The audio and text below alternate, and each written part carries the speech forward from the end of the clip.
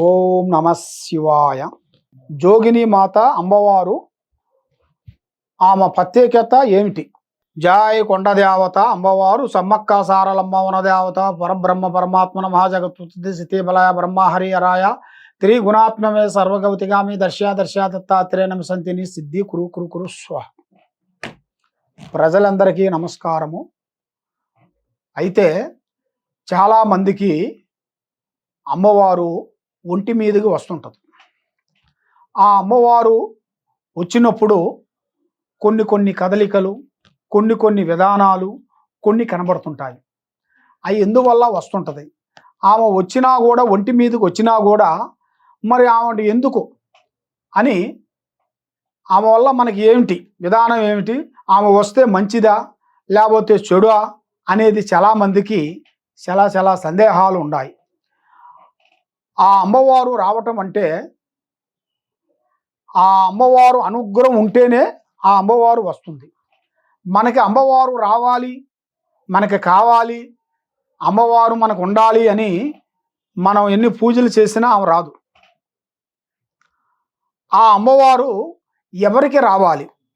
చిన్నవాళ్ళకి రావాలా, పెద్దవాళ్ళకి రావాలా, ముసలి వాళ్ళకి రావాలా, ఆడవాళ్ళకే రావాలా, మగవాళ్ళకి రావాలా అనేది ఒక ప్రత్యేకత ఉంది.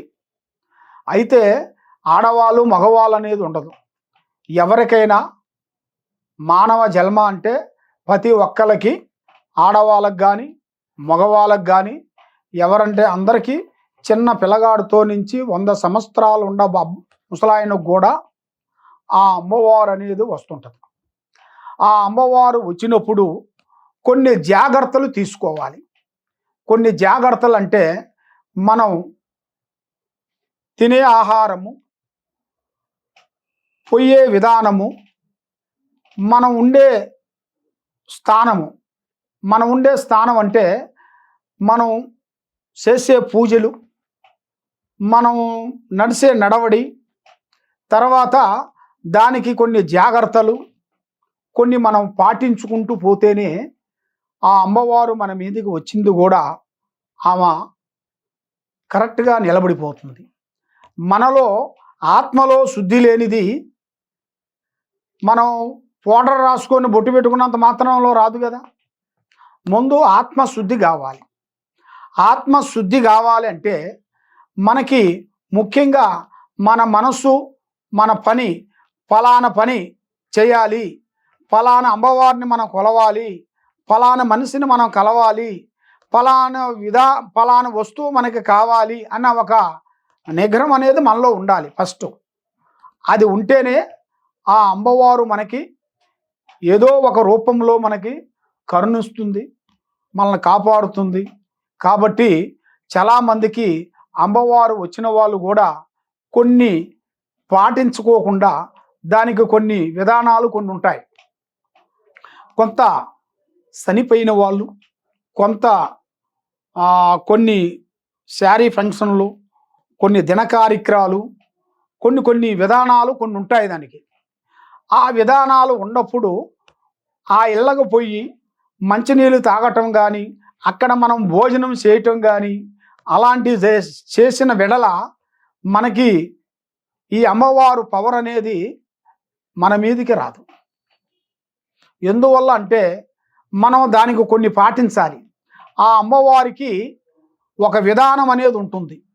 ఆ విధానం ఏమిటా అనేది మనం తెలుసుకొని, గురువుల దగ్గరికి వెళ్ళి మనం తెలుసుకొని, మనకు దగ్గరలో ఉండవలసిన గురువులు ఉంటారు కదా, ఆ గురువుల దగ్గరికి వెళ్ళి మరి మేమేం చేయాలి, ఇట్లా అమ్మవారు వస్తుంది నా మీదికి, మరి నేను ఏమి చేయాలి, ఏమి చేస్తే నాకు మంచి బాగుంటుంది, నా ప్రాణానికి, నా ఆరోగ్యానికి, నాకు, నా పిల్లలకి, నా భార్య భర్తలకి, కుటుంబానికి, వీళ్ళకి ఏ విధంగా నేను మంచి చేయాలనుకుంటున్నాను, మరి మంచి చేయాలనుకుంటే మరి నేను ఏమి చేయాలి అనేది చాలామందికి చాలా సందేహాలు చాలా ఉంటాయి.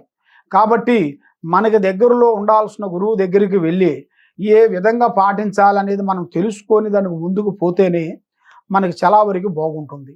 లేదు, మనకి ముఖ్యంగా ఆ అమ్మవారు వచ్చిన తర్వాత మనం చేయాల్సిన మెయిన్గా మన అంతరాత్మని మనం మేనుగా శుద్ధం చేసుకోవాలి. మన అంతరాత్మని శుద్ధం చేసుకోవాలంటే ఎదుటి మనిషిని మనం ప్రేమించాలి, ఎదుటి మనిషిని మనం గౌరవించాలి. ఎదుటి మనిషిని మనం గౌరవించి మనం ప్రేమను చూపిస్తామో ఎదుటి మనిషి కూడా మన మీదుగా ఆ ప్రేమ గౌరవం అనేది మన మీదకి వస్తుంది.